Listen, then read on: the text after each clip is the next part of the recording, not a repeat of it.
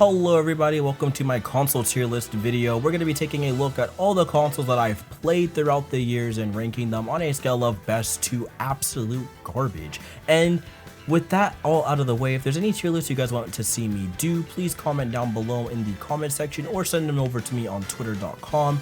And while you're there, maybe drop a follow or something if you just want to check up with the antics. You guys seem to like these videos, I enjoy making them, and it's a nice way to hold y'all over until my next mega review, which hopefully is coming soon. So starting with my personal one that's kind of mediocre to me, the Atari 2600. It's just a solid C tier. I mean, there's not really much to say on it. It emulated a bunch of arcade games to the best of its ability, and some of the games still hold up to this day. You know, Pitfall, Adventure, Missile Command comes to mind. You know, those games play well enough, but to me, my biggest hangup with the Atari 2600 was always its joystick. It either was way too stiff and made controlling your character really cumbersome and unfun, or way too mushy and making your character feel like it's not registering at all when you go to move it. But for the most part, it's a good primer console. It got the job done. C tier.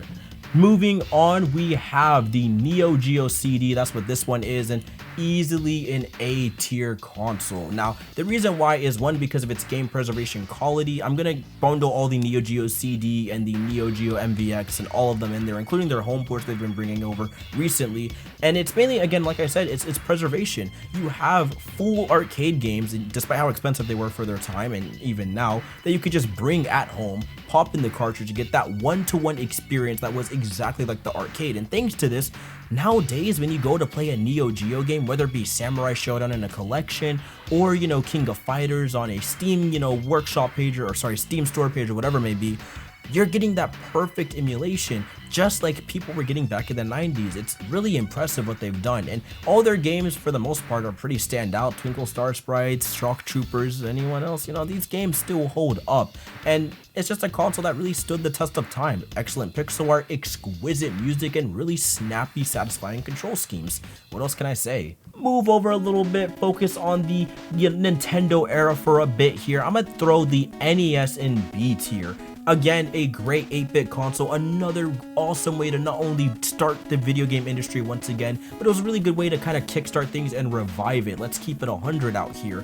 But however, I feel like despite some of its first party lineup being really strong, it still just hasn't held up the best personally. I feel like a lot of the games just don't really just gel well with me. I'm not saying they're bad or that they're not good. That's why it's B tier. It's just a lot of them I don't really see myself going back to. It's like a once in a lifetime kind of game, and I still have fun memories and really enjoyed my time with them, but I never see myself wanting to go back to like the likes of like Super Mario Bros. 3 or even, you know, like Legend of Zelda and stuff like that. Like, they're not bad games. It's just like I finished them. I could, you know, play the better versions of these types of titles, you know what I mean? You know, Capcom really hit it off the park with Mega Man. There were some great titles, which is why it's up there, but personally, going back to a lot of them, nah, I don't really see myself buying a handful, and that's why it's B tier. Also, its controller, yeah, its controller's kind of has aged the best for me. The corners always kind of dig into my hands, just a personal thing. Moving on, we're going to keep right on to the Nintendo train here, and the first elite console is the Super Nintendo. We all just know how just elite this console is, okay? There's nothing has to be said.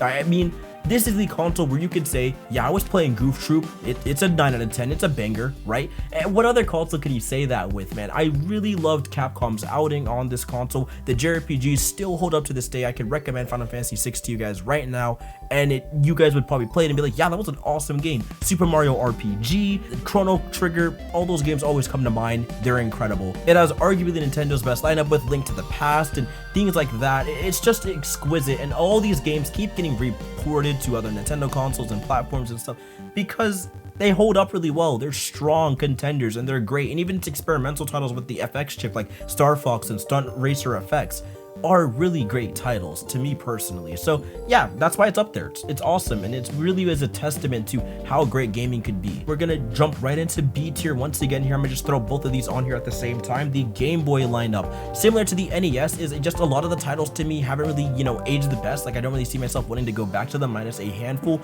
Those handful being like the Mario Land games, Wario Land, and of course the Gen 1 and Gen 2 Pokemon titles. But for the most part, I didn't really see myself playing a lot of games on these consoles, even ones that I thought I would really like Shantae. I was just kind of okay on. I did enjoy the Castlevania games, I believe, like Dracula's Kids or something, I believe it was called. There's like a couple Castlevania games on there that I did like, but it's just a console that I didn't really, you know, not only did I not spend much time with it, you know, even growing up, I just didn't really, you know, care for its library as much. It has a really crazy library, and I do enjoy a lot of its titles, but it's not anything that I see myself going back to. Like, I respect it where it got us in the video game medium, and I really think they're, you know, fun times if you know, grew up in that era and stuff. But looking back at it now, for me, I just feel myself always going back to the Game Boy Advance or something. And for chronological order, I feel like the N64 is definitely a C tier. I know I'm gonna get some flack, and I'm sorry. And look, I'm not here, you know, pulling your chain or anything. All right, I own one, right? I own one right here. Look, there it is. N64 controller. I could show you some of my cartridges. Let me just, there you go. NFL Blitz. Okay, you know, I'm not trying to be rude or anything. It also just hasn't really aged the best games wise. A lot of the games just don't look that good going back to play them. Their polygons are just kind of and it just feels rough around the edges in a lot of ways. Now, not to say their games are bad or anything. Ocarina of Time is still a classic. Majora's Mask is still a classic. We like Paper Mario 64 and Mario 64 respectively. But some of their other games that even I want to say I'm a huge fan of and again purchase, like F-Zero X, it's just hard to say that I could prefer that over the Super Nintendo game, or even, of course, F-Zero GX. A lot of the games just haven't really aged the best, and it's one of the consoles that definitely feel dated and a testament of its time period. And you could definitely tell that they were learning the hardware, and they never really got their chance to hit the stride until the very end with like Banjo-Kazooie and Jet Force Gemini and stuff. And eventually the console just kind of pitter-pattered out, and it doesn't really have the third-party lineup to even, you know, show up in front of some of these other juggernauts that are on this list. And compared to some of the absolute classics that Nintendo produced on both of the consoles that are in B and Elite tier, I think you guys can kind of see where I'm coming from with this. Moving on though, we can talk about the Game Boy Advance, which I do consider an A tier console, almost an elite console, by a slim margin. Nintendo's first party slash second party and kind of lineup when it came to creating handheld games hit its absolute peak. When it came to finding those super obscure titles that you think are just gonna be ridiculously bad or really strange, like Ninja 5.0, you play it and it turns out being one of the best, you know, action platformers I've ever played, and it's incredible that they even managed to pull that type of stuff off. You could also play a lot of the SNES and NES games on it, so it brought that feeling of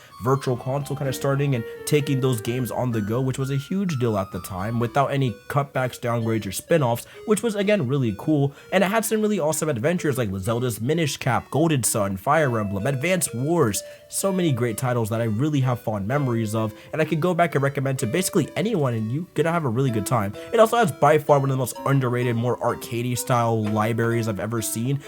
Treasure put out a ton of really great titles here, but first two that I really recommend you guys try out is Gunstar Superheroes and Advanced Guardian Heroes and or Astro Boy the video game. If you find the ones by Treasure, you will not be disappointed. I believe it's actually called Astro Boy Omega Factor in America, or one of the places, but those games are really stand out. I enjoyed them a ton, and it really solidified how cool the Game Boy Advance was. It has exquisite sprite work, really great sounding music, and it's just a good time. So yeah, that's why it's on here. And speaking of really good consoles, another elite console's coming right up.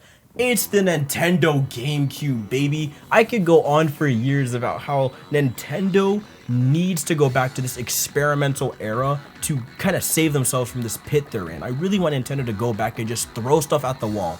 You guys want an F-Zero sequel? No one asked? Here it is. We're gonna get Sega to do it. Oh, okay. We're gonna take Monkey Ball. People like arcade games are gonna do arcade, and you know, they just go crazy. Monkey Ball 1, Monkey Ball 2, making Luigi the mascot of the, you know, way to kick off your next gen console with the likes of Luigi's Mansion, which was an awesome title. Then you had, of course, Super Smash Bros. Melee. Come on, it's Super Smash Bros. Melee. That game's still being played to this day. If you look at its third party slash second party kind of lineup with the likes of Gotcha Force by Capcom, Ribbit King, which was this really experimental and fun kind of golfing game I remember playing, and personally, for a 3D platformer fan like myself, Billy Hatcher and the Giant Egg. It was an exquisite, you know, really unique console that put out a lot of ideals and just threw them out the wall, and to me, they most of the time just landed and worked perfectly. There's not a lot of shovelware you can find on the GameCube. It's actually really hard to find games that don't gel well or are mediocre. You're either finding really good games or just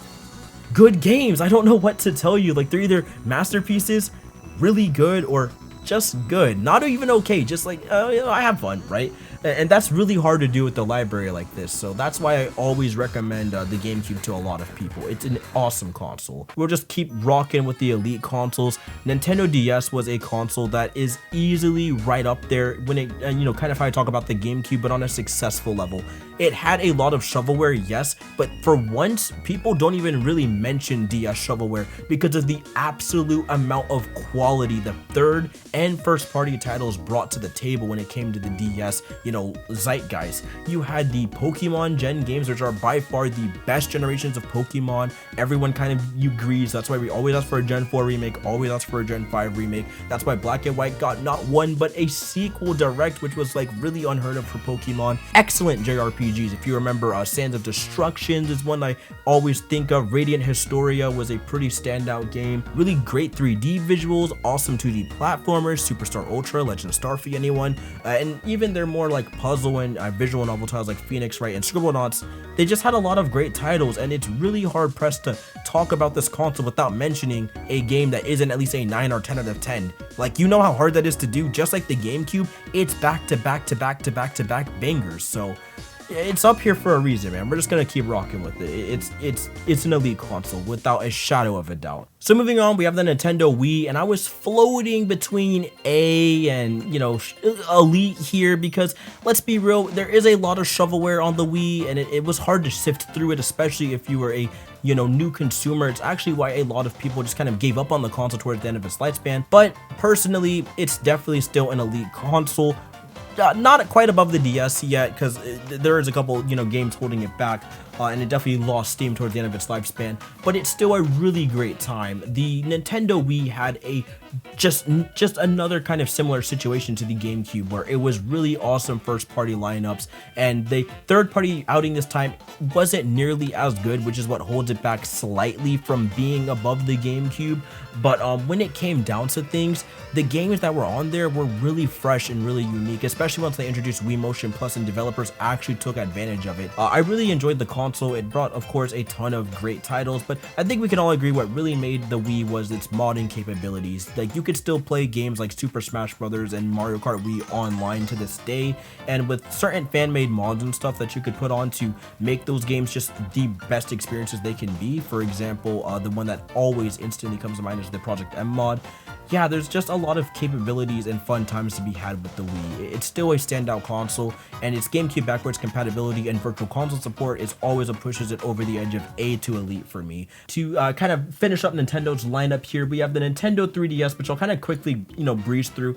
Similar to the Nintendo DS, just a great first party lineup. It's really great titles, none of which are bad by any means. All of them still pretty much hold up. Kid Icarus Uprising and games like that, just great. And its new 3DS enhancement, which isn't on here, I just kind of bundled them together, was a really great way to bring some fresh air into the console and even bring a lot of new games and titles into it. And the eShop was a really strong way to introduce gamers to the kind of the world of the digital store, especially at a younger age. And I really enjoyed that aspect of it because there were sales all the time. You always had a little bit of currency lying around, so you get a lot of really great titles you would have never bought without it, especially when they came to virtual console support. The only downside is they locked away Game Boy Advance backwards compatibility for some reason. There was like a ambassador program where you could play a handful. For the most part, if you mod your console or anything and like you inject your Game Boy Advance ROMs legally, of course, you could definitely play a lot of those titles in pretty much perfect emulation capabilities, which was really cool. We gotta cap things off with the Wii U and the Switch here. The Wii U would be in this top tier if it wasn't for one fatal mistake, which was one, they held back on GameCube support for some reason, even though it was, a fresh brand new console and had the virtual Wii in it and played Wii Disc. It just wouldn't play GameCube Disc, which I always found kind of confusing considering if you, emulated those GameCube ISOs, it ran pretty much perfectly through Nintendo. So if you're willing to do a little bit of finagling to get it up there, then sure, you could kind of put it in Elite just because of its backwards compatibility and again, its stellar virtual console support alone. However, on its own merits and, you know, avoiding all that stuff, it's still a really standout console, still a console I spent a lot of time with. And despite its much more limited pool of first-party titles, and even some of which being absolutely awful, let's just be honest, Mario Tennis Ultra Smash anyone, I still stand out and even respect a lot of its more unique titles. And I really liked its gamepad integration and just being able to do standard stuff like playing Wind Waker HD, you know, on a gamepad while you're laying down in bed or something, right? And that was really cool to me at the time. So yeah, a console that I really look back on with very fond memories. It's just a really standout console, and for the most part, everything's just getting ported over to the Switch anyways, so all the bangers that I've basically mentioned have either been enhanced or ported over to the Switch, so yeah, A tier. The Switch is coming up next, and you know, you would think it'd be an elite console with what I just talked about, the Wii U and all that, but this is where you're wrong. The Switch is easily at the bottom of B, almost like N64 levels for me right now. Does it have some awesome games? Of course. 2017 was a killer year for the Switch, but I don't think they've had a year, minus maybe 2018, that has come even close to 2017's year when they launched, which says a lot. Breath of the Wild was incredible, playing that for the first time. Of course, Xenoblade Chronicles 2, Splatoon 2, ARMS, love all those games. To this day, still play them. But when it comes down to the nitty-gritty, it just doesn't hold up the same as the Wii U or even the Wii, even the GameCube and stuff. Not being able to play a lot of those virtual console games really holds it back in my personal opinion, and that's something I'm just not a fan of. It's missing a lot of those features that make Nintendo. You only have this subscription service, so you can only play a handful of NES and SNES games, and it's really frustrating because I can't just like go out and buy like games that are literally on the Wii U eShop right now, and the Game Boy Advance titles and all that stuff is just gone. For a console that's all about portability, not having that just blows my mind. So hopefully that's something they can work on in the future. As of right now, I highly doubt it. And on that note, we're basically done with the Nintendo consoles. Those are kind of my list on where I feel about them, including my miscellaneous consoles. Now we're going to move on to a group of consoles that's a bit easier to rank, a bit quicker, and we'll just kind of get them out the way. The original Xbox is an elite console. On a retro level from a 2001 console, it is outstanding in terms of visual output. You can get a component cable, especially have OEM component cables with a really strong component adapter, and you can play pretty much the entire Xbox back catalog and pretty much 720p to really strong, you know, 480p, and all your games look like early 360 games, to be blunt with you. It is outstanding what they've done, and on a gameplay level, they all hold up to this day. I already talked about in length how Halo Combat Evolved not only revolutionized the FPS genre, but still plays incredibly well to this day. And come on guys, you know I gotta talk about some of its other bangers, Mad Dash Racing, Blinks the Time Sweeper, you guys all get the gist.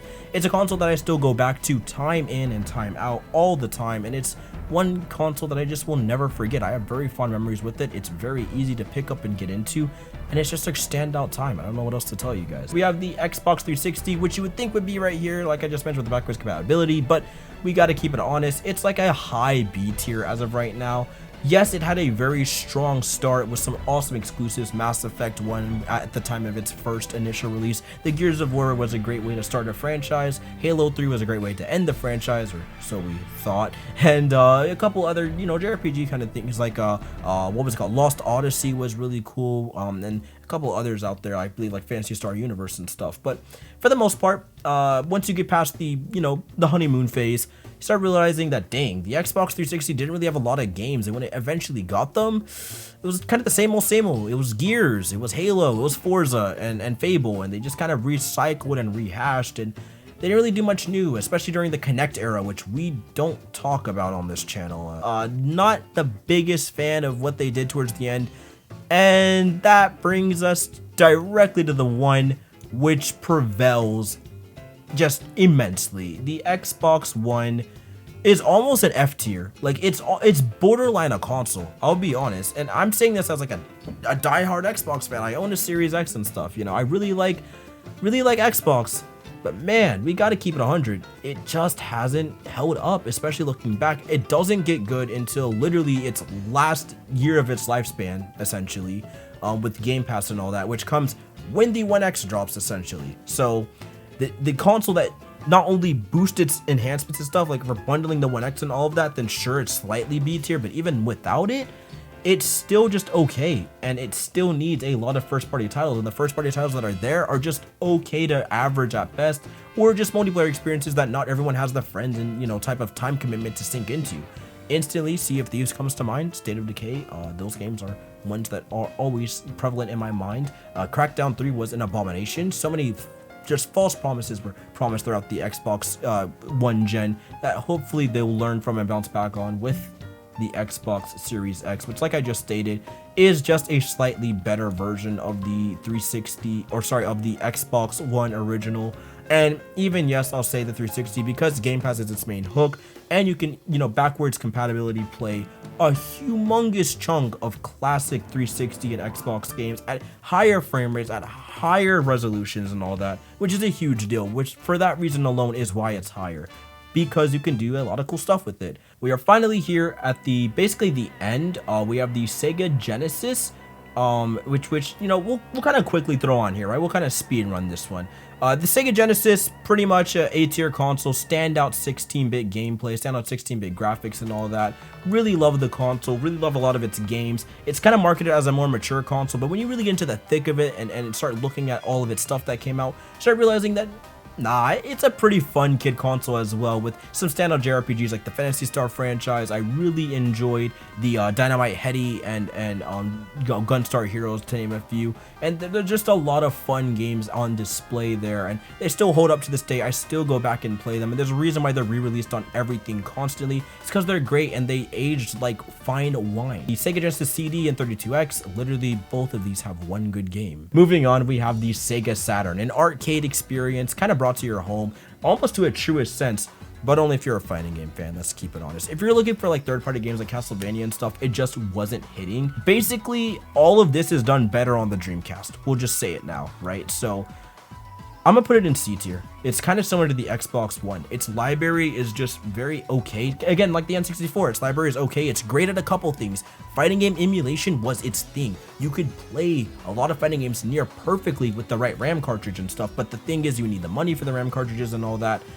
And to this day, it's really difficult to emulate, man. It's really hard to emulate the Sega Saturn. So trying to explore its library again, like just the first Panzer Dragoon, is really difficult, and that sucks. And it's hard to go back to that kind of genre in that era of the Sega Saturn with all of its lost titles, and you just can't really do it because it has not really aged the best, and that's just unfortunate. But the Dreamcast, however, is actually an A-tier console, one of my all-time favorite consoles, honestly, despite me, you know, respectfully understanding I need to hold it back a bit from Elite. But no, I'm gonna just say it, I don't care. It's my list, it's Elite, and I'm gonna tell you why. Capcom just destroyed this era. I'm gonna just keep it 100 with you.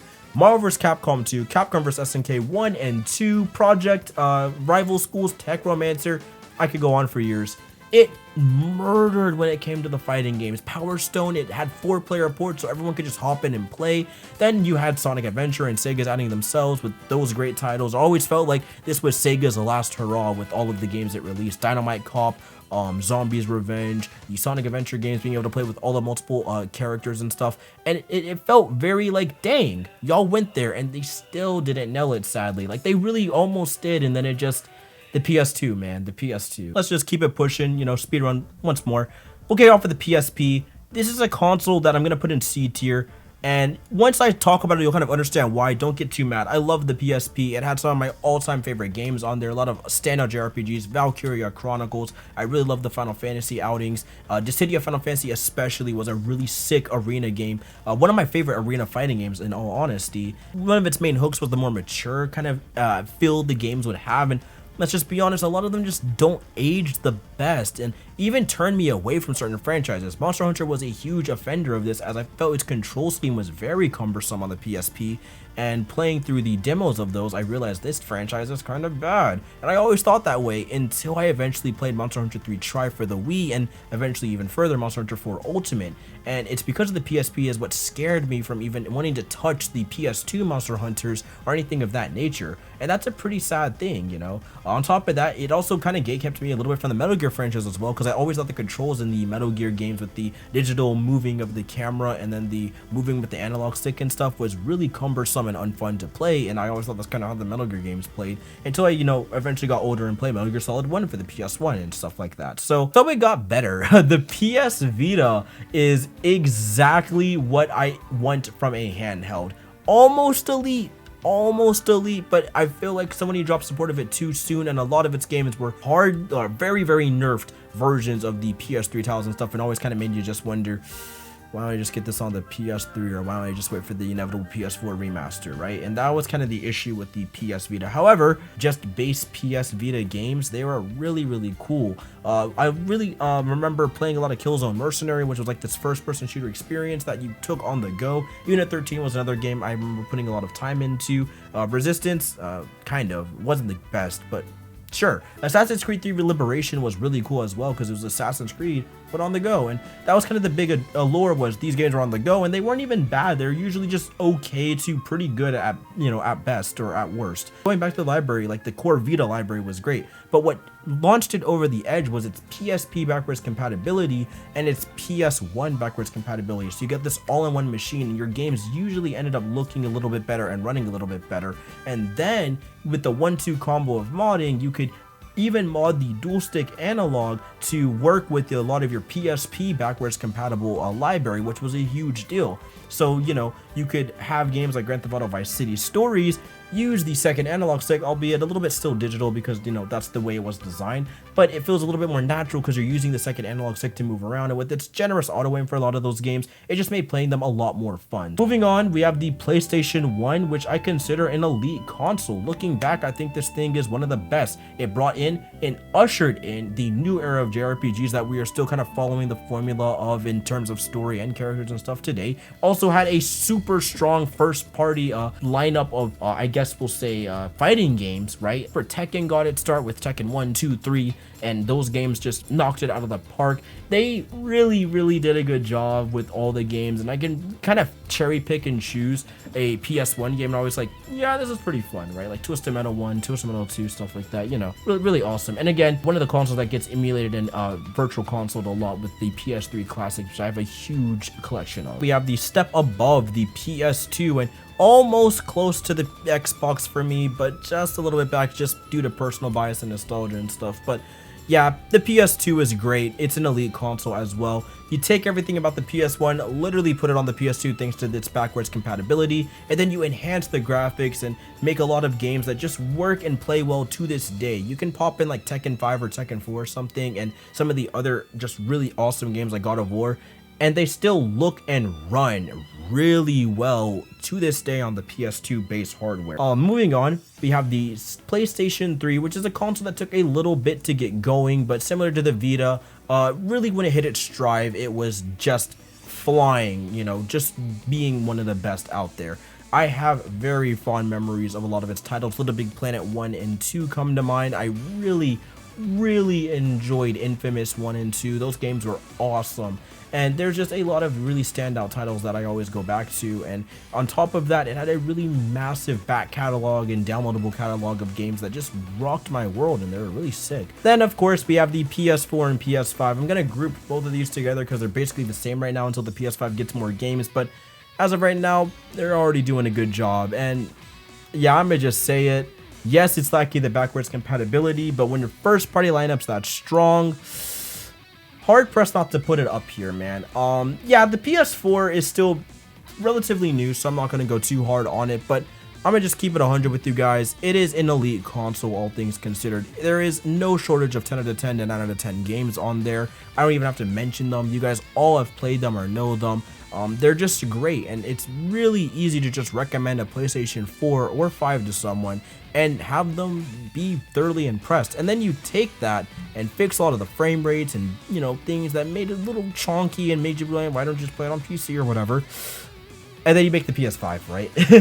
And then on top of that, you get all your PS4 back compatibility games and increase the frame rates and increase the resolutions and all that, on top of making some really awesome launch titles so far. I'm looking at you, Sackboy and Miles Morales and Astro's Playroom and all that, and Destruction All-Stars hopefully this shoot, 2 days from now. Wow.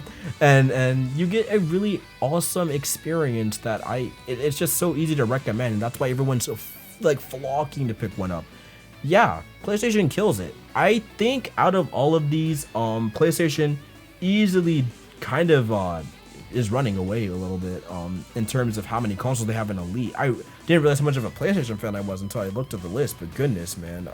Yeah, they nailed it. And for the last one right here, that's Neo Geo. So yeah, I really love the PlayStation 4 and PlayStation 5. They did a really awesome job of nailing that that game feel, right? They just feel nice to pick up and play and go through their UIs and stuff. And on top of that, that's gonna be the list. We are finished with my top consoles of all time. And if you guys disagree or agree, you can once again comment down below. I'm kind of curious to see your guys' thoughts on all that. And yeah, let's start a little discussion. Do you guys agree? Are there consoles that I missed, or you feel like I should play some things? Let me know. And pretty much where I am on everything. Hope you guys enjoyed. I will see you guys in the next video. Hopefully it'll be a big one. And peace. I'll see you guys next time. Peace.